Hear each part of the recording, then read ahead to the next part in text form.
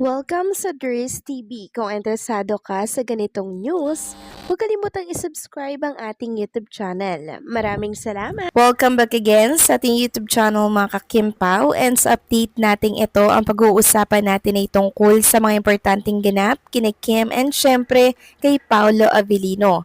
Pero bago po ang lahat, maraming salamat sa inyong patuloy na pagsuporta at pagsubaybay sa mga daily update natin. Kaya naman bilang pasasalamat, narito po ang ilang mga napili kong komento patungkol ito sa naging previous update. Unang komento mula po ito kay Ginang Annalyn Hiccup. Sabi niya, sa totoo lang nakakatakot, toxic ang mga fans, pati pagngiti ni Paolo kailangan sila ang masusunod. Just Mayo, konti namang respeto sa kanilang dalawa, hindi po natin hawak ang mga buhay nila. Hindi sila robot para sundin lahat ng gusto natin. Hindi nyo ba napansin swerte nila ang isa't isa na? Nakaka-high blood ang ibang fans. Good evening, Durs. Yes, tama po kayo dyan. Ginang Annalyn Hiccup. Yung ibang mga fans sobrang toxic na po talaga, to the point na parang gusto po nilang kontrolin si Kim, ganun din po si Paolo Avellino, or maging yung ngiti po ni Paolo, pinupuna po nila. Siguro hindi po ito fans talaga ni Kim and Paolo Avellino. Siguro mga bashers to, mga kakimpaw na talaga namang binibigyan po or pinapalaki yung mga issue kahit wala naman pong issue. And yes, tama po kayo dyan. Hindi po natin hawak ang buhay at syempre ang desisyon ni Kim and Paolo Avellino.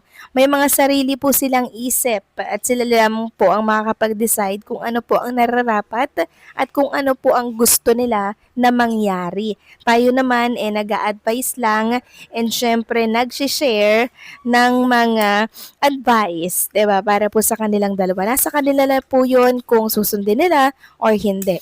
Basta tayong mga legit fans ni Kim and Paolo Avellino, panatag na po sa mga pinapakita po nila kung ano po talaga yung meron sa kanilang dalawa. Yun na lang po yung panghawakan natin mga kakimpaw, kay magkalayo man sila or di man sila nagkikita, basta meron tayong tiwala sa kanilang dalawa, 'di ba?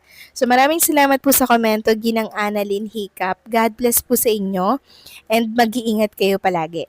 Pangalawang komento naman mula po sa Philippine Root and Road. Sabi niya, anong nangyari sa mga negative comments sa mga tao? Di ko magets anong problem sa video na pinost ni Paulo. Pag di nagpo-post, naghahanap kayo, pero pag nag-post, ang dami nyo pa ding negative comments. Saan kaya siya lulugar sa inyo? Ang hirap nilang pasayahin.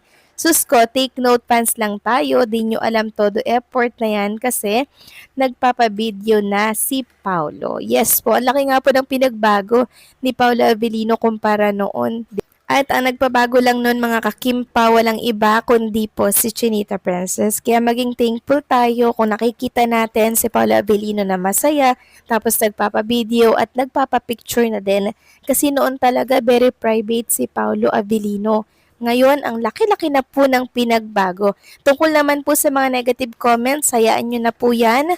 Philippine Root and Roads. Basta focus lang tayo sa mga good vibes for Kim and Paolo Avellino. Basta tayo, panatag lang tayo kahit ano pang lumabas sa mundo ng social media, as long as alam natin ang katotohanan sa kanilang dalawa, hindi po tayo maniniwala or magpapalupig or magpapadala sa mga negative issue na yan.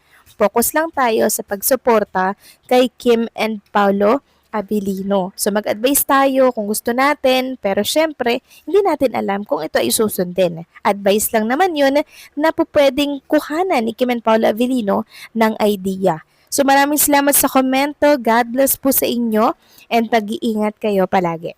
So eto na nga, pag-usapan na natin mga kakimpaw ang mga topic na nakalap natin sa araw na to ng Miyerkules. At unahin natin ang tungkol nga dito sa na-repost ni Chinita Princess na post po ng Prime Video Philippines. Tungkol nga ito sa pagtatapos po ng The Alibay. Sabi nga po dito sa caption ni Chinita Princess, "Oh no, last Friday na namin. This Friday. At marami nga po ang nalulungkot at naging emosyonal sa pinost na to ni Kim Chu. Sabi nga po ni Jem, abangers na Kimi pero hindi pa ako ready na last na sa Friday ang The Alibay. Mamimiss ko ang Kim Pao ng sobra kasi syempre mga ka-Kim Pao, doon lang natin nakikita at nakikita ay nakakasama si Kim and Paolo Avellino together. Tapos matatapos na. Sana po magkaroon ng part 2 ang The Alibay dahil sobrang nabitin po ang mga supporters dito.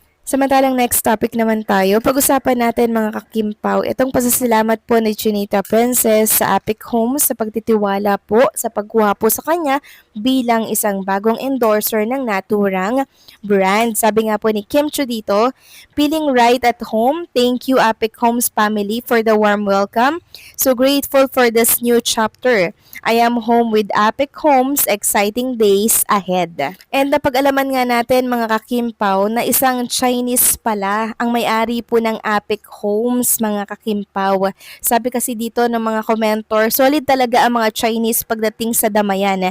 Naiyak ako ha, marami pang endorsement ang susunod dyan. Pray lang Kim, mababalik din ang millions na nawala sa'yo. Sabi pa ng isa dito, grabe puro sila Chinese. Chinese ang mga may-ari at Chinese din ang endorsement. Galing nila talaga. Thank you Lord at congratulations Kimi. So sinearch nga natin kung totoo po na Chinese ang may-ari po ng Epic Homes and yes mga kakimpaw, confirm na Chinese. Si Michelle Chuwako mga kakimpaw. Sabi nga dito Epic Homes is a Philippine real estate developer established in 1997, aiming to provide affordable housing with key people including Michelle Chuwako, owner and VP of Sales, Marketing and leaders like John Pili Paggaura. So dinamayan po si Chinita Princess ng kapwa niya Chinese nang pumutok po yung balita na kung saan 'di ba nawalan po siya ng milyong halaga. Kaya bilang pagdamay at pagtulong, isang Chinese mga kakimpaw ang nag-decide na tamayan si Chinita Princess sa pamamagitan ng pag-aalok kay Kim Chu ng kontrata bilang endorser ng naturang brand. Grabe, nakakatuwa mga kakimpaw dahil talagang ang mga Chinese nagdadamayan talaga sila.